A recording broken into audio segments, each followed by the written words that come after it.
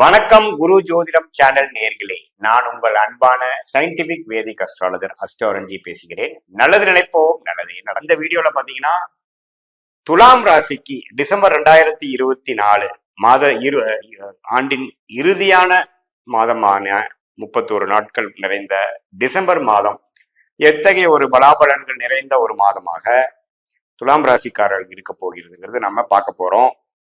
அதற்கு முன்னாடி first time வரவங்க மறக்காம சப்ஸ்கிரைப் பட்டன் கிளிக் பண்ணுங்க. ஸோ தட் தொடர்ந்து நம்மளோட வீடியோஸ் உங்களை வந்து அடையும். இப்போ பாத்தீங்கன்னா டிசம்பர் மாதம் 2024 ஆண்டு கிரகத்துல எந்த ஒரு பயிற்சியும் இல்லை. குரு வந்து ரிஷபத்திலேயே இருந்து துலாமுக்கு அஷ்டமத்துல மறைந்து நீடித்திருக்கிறார். எந்த வித பயிற்சியும் பெற போறதில்லை. அதே சமயத்துல சனி வந்து 5ஆம் இடத்திலேயே நீடித்திருக்கிறார். ராகு 6ஆம் இடத்திலும், கேது 12ஆம் இடத்திலும் நீடித்திருக்கிறார் துலாம் ராசிக்காரர்களுக்கு. சரி, அப்படி இருக்கக்கூடிய அமைப்புல துலாம் ராசியின் அதிபதியாகிய ராசி அதிபதி சுக்கிரன் வந்து எப்படி இருக்கிறான்னு பாத்தீங்கன்னா 2ஆம் இடம் என்று சொல்லப்படுகிற விருச்சிகத்துல முதல் 3 நாள் மட்டும் டிசம்பர்ல இருந்துட்டு அதுக்கப்புறம் விருச்சிகத்துல இருந்து தனுஷுக்கு மாறுறார்.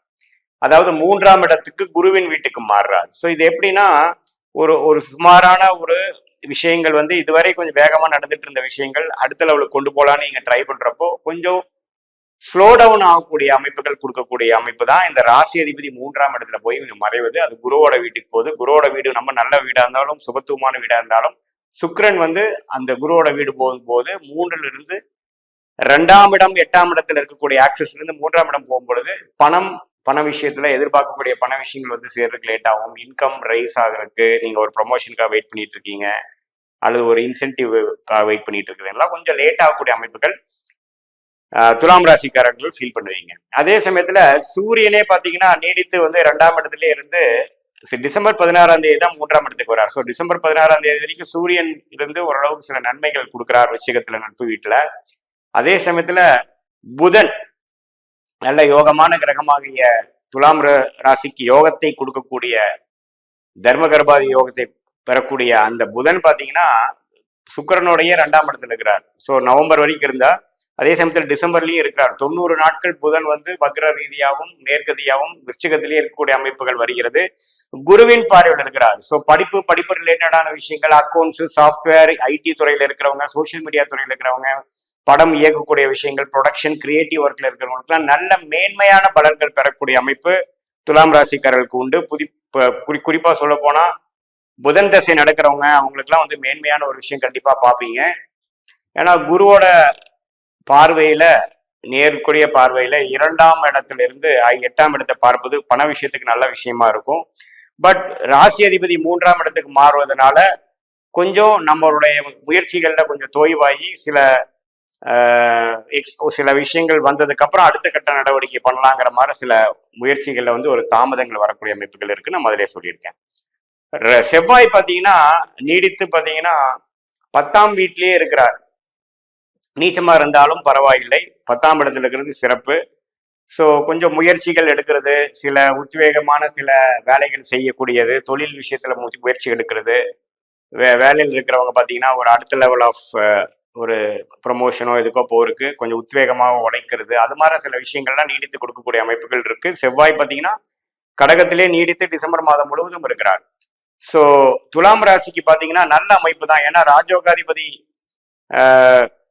விருச்சிகத்திலே 2ஆம் இடத்திலே இருந்து சுக்கிரனோட சேர்ந்து சுக்கிரன் 3 நாளுக்கு அப்புறம் மாறுறது பாத்தீங்கன்னா கொஞ்சம் நவம்பர் மாதம் இருந்த கேஷ் ஃப்ளோ வந்து கொஞ்சம் டிஸ்கண்டினியூ, கொஞ்சம் ஒரு ஸ்லோனஸ் ஆகி அதுக்கப்புறம் தான் ஜனவரி மாதம் வரக்கூடிய அமைப்புகள் உண்டு. ஸோ நம்ம ஆப்டிமிஸ்டிக்கா பிளானிங் பண்ணிடாதீங்க. அகலக்கால் வைக்கிறது எல்லாமே கொஞ்சம் யோசிக்கணும் துலாம் ராசிக்காரங்க. குரு வந்து அஷ்டமத்தில் இருக்கிறத நீ மறந்துடக்கூடாது. இந்த குரு அஷ்டமத்தில் இருக்கிறதுனால என்னன்னா உங்களுக்கு பண விஷயத்துல வந்து கொஞ்சம் வர வேண்டியதெல்லாம் கொஞ்சம் ஸ்லோவா தான் இருக்கும். கிணத்துல போட்ட கல்லு மாதிரி சில விஷயங்கள் நவராம இருக்கும். ப்ராப்பர்ட்டி விஷயமா இருக்கட்டும், உங்களுடைய பூர்வீக சொத்து ரிலேட்டடான விஷயமா இருக்கட்டும், வர வேண்டிய பணம் கடன் கொடுத்து திரும்பி வர வேண்டியது, அதே சமயத்துல குழந்தைகளால சில விஷயங்கள் வர வேண்டியது, சில நட்பலன்கள் வர்றதுக்கு வந்து தாமதம் கொடுக்கறது, அதே சமயத்துல லோன் வேணும்னு நினைக்கிறதுல கொஞ்சம் நம்ம எதிர்பார்த்த அளவுக்கு வந்து நம்ம அபிவிருத்தி பண்ண முடியாம டோட்டலா வந்து பினான்சியல் விஷயங்கள் கொஞ்சம் ஸ்டக் ஆகக்கூடிய அமைப்புகள் வந்து குரு அஷ்டமத்துல இருக்கிறது கொடுக்குறார். ஸோ அதனால இந்த என்னதான் இந்த புதன் வந்து 2ஆம் இடத்துல ராஜயோகாதிபதி இருந்தாலும் அந்த அஷ்டமத்தில் இருக்கக்கூடிய குரு நான் ஏப்ரல் 2025 அப்புறம் மாறுக்கு அப்புறம் தான் இன்னுமே கொஞ்சம் வேகமான விஷயத்துக்குள்ள போவீங்க. அது வரைக்கும் பாத்தீங்கன்னா இந்த டிசம்பர் மாதம் கொஞ்சம் ஒரு ஒரு அமைதியான, அதிக ரிஸ்க் எடுக்க முடியாத, வேண்டாத ஒரு மாதமாக தான் நீங்க எடுத்துக்கணும். மாணவர்களுக்கு வந்து நல்லா படிக்கக்கூடிய அமைப்பு, அந்த ஆஃப் இயர்லி எக்ஸாம் வரக்கூடிய அமைப்புல வந்து ஓரளவுக்கு நல்லாவே கான்சென்ட்ரேட் பண்ணி படிக்கக்கூடியது, அவங்களுக்கு வந்து ஒரு தீர்க்கமான ஒரு கான்ஃபிடன்ஸ் வருது. ஃபியூச்சர்ல அடுத்த கோர்ஸ் என்ன படிக்கலாம், ஹையர் ஸ்டடிஸ் என்ன படிக்கலாங்கிறதுக்கெல்லாம் ஒரு கிளாரிட்டி கிடைக்கக்கூடிய ஒரு மாதமாகவும் துலாம் ராசிக்காரர்களுக்கு இருக்க போகிறது. அதே சமயத்துல வேலை விஷயத்துல நிறைய கத்துக்க முடியும். சில நுணுக்கங்கள் வந்து கத்துக்கக்கூடிய ஒரு விஷயம். ஐடி, சாஃப்ட்வேர், மீடியா துறை, எல்லா இந்த சோசியல் மீடியா ரிலேட்டடா இருக்கிறவங்க பாத்தீங்கன்னா நிறைய கத்துக்கக்கூடிய முடிவு இருக்கு. ஏன்னா புதனே பாத்தீங்கன்னா குருவின் பார்வையில இருக்கிறது, அது 2ஆம் இடத்துல இருக்கிறது ரொம்ப நல்ல விஷயம். ஸோ பேச்சு திறமை அதிகமாகவும், கம்யூனிகேஷன் ஸ்கில் அதிகமாகவும், சில விஷயங்கள் எப்படி நம்ம வந்து ஒரு சாதுரியமா செய்து நம்ம முடிக்கணுங்கிறது நமக்கு தெரியக்கூடிய அமைப்பு குருவின் பார்வை கண்டிப்பாக கொடுக்கும். சனி வந்து 10ஆம் பார்வையாக பார்த்தாலும் அது குருவால் பார்க்கறதுனால கொஞ்சம் பெரிய ஒரு தப்பு வராது. ஸோ 29ஆம் தேதிக்கு அப்புறம் சுக்கிரனே பார்த்தீங்கன்னா மகர ராசிக்கு போகிறதுனால அடுத்த போகிறது 2025 டிசம்பர் மாசத்திலிருந்து உங்களுக்கு 2025 ஜனவரி மாசத்திலிருந்தே இன்னும் முன்னேற்றங்கள் வரக்கூடியதுங்கிறது. கடைசி மாதத்தின் இறுதி 29ஆம் தேதியே பார்த்தீங்கன்னா டிசம்பர் 24ல சுக்கிரன் வந்து 4ஆம் இடத்துல போய் நல்ல நட்பு வீட்டுல மகரத்துல இருக்கிறது ஒரு அருமையான அமைப்பு.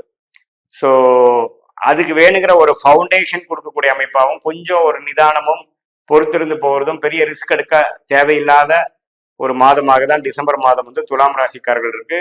மற்றபடி பார்த்தீங்கன்னா இல்லத்தரசிகளுக்கு அவங்களுக்கு செய்ய வேண்டிய சில விஷயங்கள், அவங்களுக்கு வர வேண்டிய சில வசதி, அவங்களுடைய வீட்டில் இருக்கக்கூடிய வசதிப்படுத்தக்கூடிய சில விஷயங்கள் வாங்குறது, அது மாதிரி விஷயங்களை கொஞ்சம் பண்ணிக்கலாம். மற்றபடி பார்த்தீங்கன்னா பிள்ளைகளால சில அவங்களுக்காக சில செய்யணும், சில செலவுகள் இருக்குதுங்கிற விஷயங்கள் கொஞ்சம் நீடித்து இருக்க தான் செய்யும். ஏன்னா 5ஆம் இடத்துலயே வந்து சனி இருக்கிறது அந்த தன்மையை தான் கொடுக்குது. வெளிநாடு போகக்கூடியது, வெளிநாடு எக்ஸ்பெக்ட் பண்றவங்க, போறவங்க, விசா எதிர்பார்க்கறவங்க, ஒரு டிராவல் போயிட்டு வரவங்களுக்கு நல்ல வாய்ப்புகள் உண்டு. அதே சமயத்துல ஸ்டாக் மார்க்கெட்ல இன்வெஸ்ட் பண்றவங்க அவங்களுக்கும் பார்த்தீங்கன்னா ஓரளவுக்கு இந்த டைம்ல ஒரு நல்ல மேன்மையும் லாபமும் கிடைக்கக்கூடிய ஒரு அமைப்பு கண்டிப்பாக ரிஷபராசிக்காரர்களுக்கு உண்டு. இது வந்து ஒரு பொதுவான பலன்களை தவிர உங்களுடைய ஜென்ம ஜாதகத்துல ஒரு கிரகம் எப்படி இருக்கிறது, இப்ப என்ன தசா புக்திகள் நடக்கிறது, அந்த தசநாதன் புக்திநாதன் வந்து இப்ப கோச்சாரத்துல எப்படி இருக்கிறாருங்கிறத பொறுத்து நம்ம ஒரு துல்லியமான பலன்கள் ஷார்ட் டேர்ம், லாங் டேர்முக்கு வந்து நான் கண்டிப்பாக நம்ம எடுக்கலாம். மீண்டும் மற்றொரு காணொலியில் சந்திப்போம். நன்றி, வணக்கம்.